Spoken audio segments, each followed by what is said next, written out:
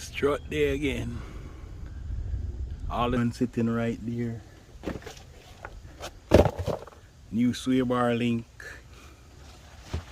Yeah.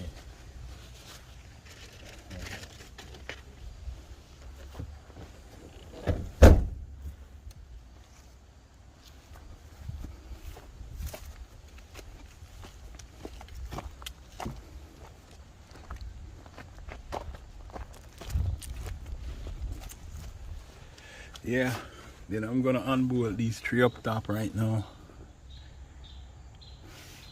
Yesterday the driver's side was frozen, so hopefully this one doesn't today. So I already take that one apart, like the spindle, the ball joint.